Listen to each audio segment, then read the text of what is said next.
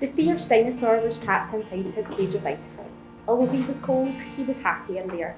It was, after all, his cage. Then along came the lovely other dinosaur. The lovely other dinosaur melted the dinosaur's cage with kind words and loving thoughts. I like this dinosaur, thought the lovely other dinosaur. Although he is fierce, he is also tender, and he is funny.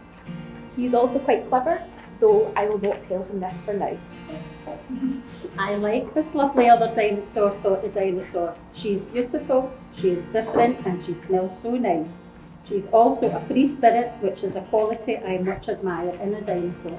He can be so distant and so peculiar at times, thought the lovely other dinosaur. He is also overly fond of his Xbox. Are all dinosaurs so overly fond of Xboxes? But her mind skips from here to there so quickly, thought the dinosaur. She is also uncommonly keen on holidays. Are all lovely other dinosaurs so uncommonly keen on holidays? I will forgive his weirdness and his concern for Xboxes, thought the lovely other dinosaur, for they are part of what makes him a richly charactered individual. I will forgive her skipping mind and her fondness for holidays, thought the dinosaur, for she fills our life with beautiful thoughts and wonderful surprises. Besides, I am not unkeen on holidays. Now the dinosaur and the lovely other dinosaur are approximately old. Look at them. Together they stand on the hill, telling each other stories and feeling the warmth of the sun on their backs. And that, my friends, is how it is with love. Let us all be dinosaurs and lovely other dinosaurs together, for the sun is warm and the world is a beautiful place.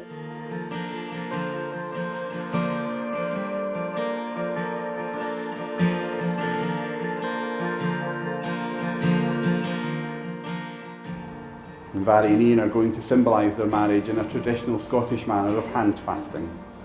I will bind their hands together and then, once bound, they will make personal declarations to one another, the promises that they are taking forth into this marriage. Hand fasting is an ancient marriage ritual. It is the basis of the expression tying the knot. You are about to see that in action. Now, it was originally a promise to marry, so it was the early form of engagement, really. It lasted for a year and a day, and if at the end of that year and a day Mhairi hadn't produced a child, or wasn't at least pregnant, then Ian could decide there was probably something wrong with her and leave her without any commitment. Clearly, at some point, a woman in the west of Scotland has realised what that sounds like and said, I don't think so. And so happily, today we know that Mhairi and Ian's handfast will be for life. So, take it forward. And then right hand to right wrist. That's it. And I'm going to ask Janet and Stella to bring forward the material that will bind these two in marriage.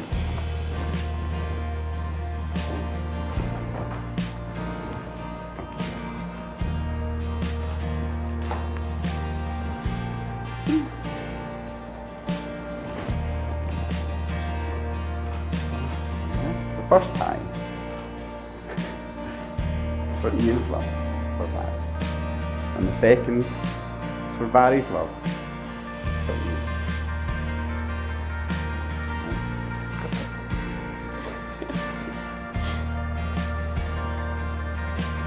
Mhairi and Ian, now that you are bound together, I'm going to ask you to read your promise to each other, starting with me.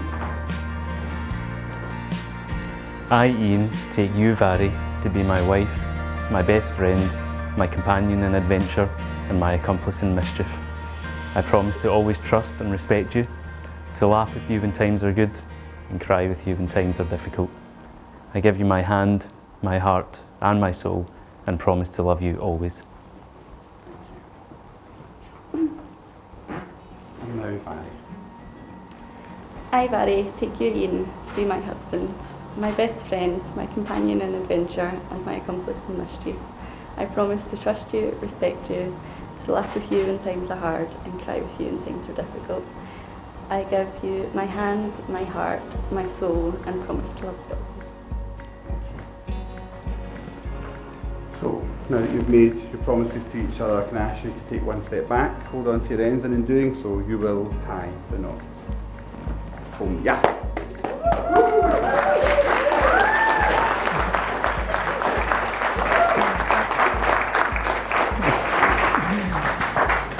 I was very relieved when that worked.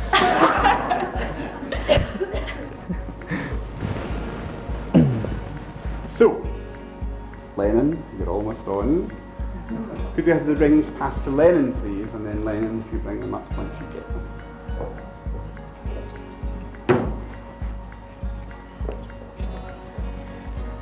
That's it. Perfect.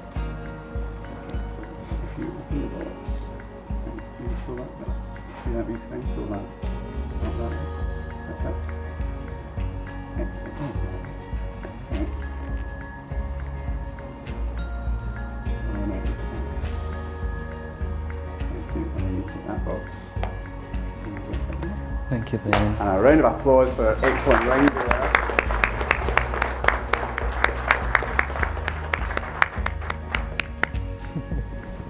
Ian and Barry are choosing to wear rings as a reminder of the promises that they're making today.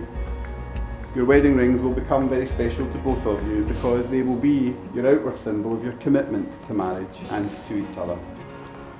And as you look at your wedding rings over the years, I hope that you'll remember that today you are creating something invaluable. And just as I know you'll protect your wedding rings, I'm confident you'll protect the commitments that you're making to one another today. So Ian, you take Barry's ring. Take Barry's left hand in yours and placing the ring at the tip of the third finger. Repeat after me. In the presence of our friends and family. In the presence of our friends and family. I, Ian, accept you, Barry, in marriage. I, Ian, accept you, Barry, in marriage. And I give you this ring. I give you this ring. As a symbol of the promises I have made. As a symbol of the promises I have made.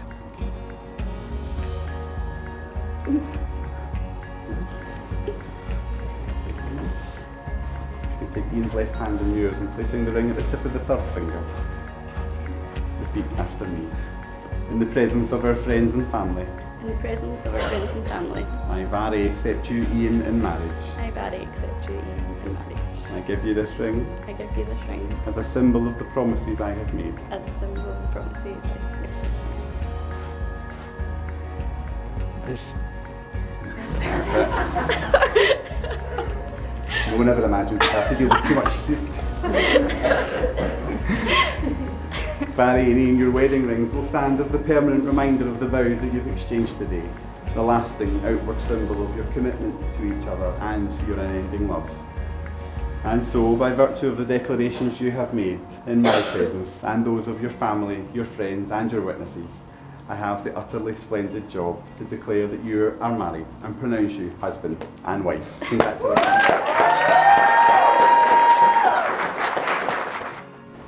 Before we do, Ian and Barry have chosen to follow another uniquely Scottish tradition, drinking.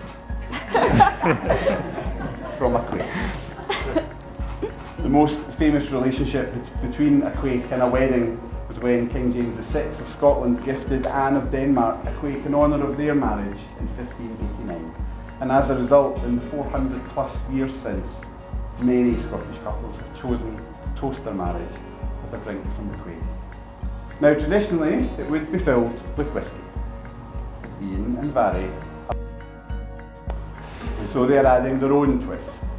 So the content of the quaich more suits them and their relationship and their personality. So we have bourbon and a little amaretto. I'm going to ask Kevin and Ian to join us at the front, and they're going to pour the liquid into the quaich.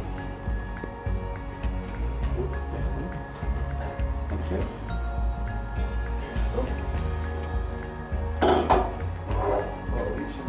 However much you feel when you come into it. Barry's like that. There's no measures here. Home measures is the order of the Sorry, David, we're pros. It's not legal till it's finished. Thank you, David. And so as the liquids mix and blend, they create a unique flavour. The two liquids can never again be truly separated, just as Barry and Ian are doing today with their lives. And so now that it's been filled, Ian will take it with both hands and pass it to Barry, who will drink, and then pass it back to Ian, who will finish it. And so, and so now they have their first ever drink together as husband and wife, and toast each other for the first time as husband and wife. I finish it.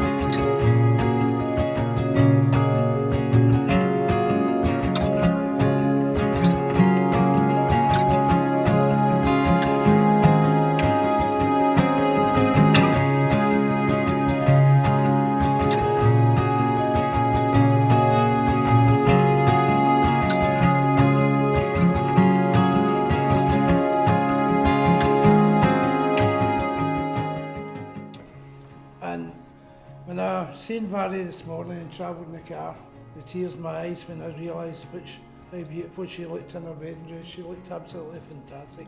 So she did.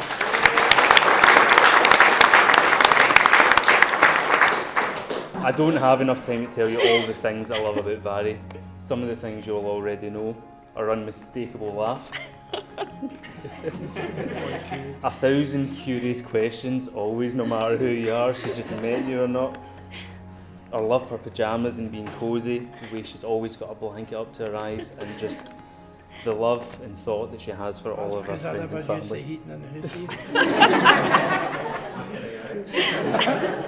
And she's the best kind of person, and apart from just how beautiful she looks, I'm the luckiest person ever to be able to spend the rest of my days with her. I was sitting there, drunk as a skunk, and I seen Ian just sit up. His hair was on fire. It was purple at the time, I believe. He just went, who's burning the fucking Pringles? It was at that point I thought, this is the kind of guy I could get drunk with for the next 70 years. So the bromance was birthed from there, over a love of video games, bad dress sense, which we've already covered, and music.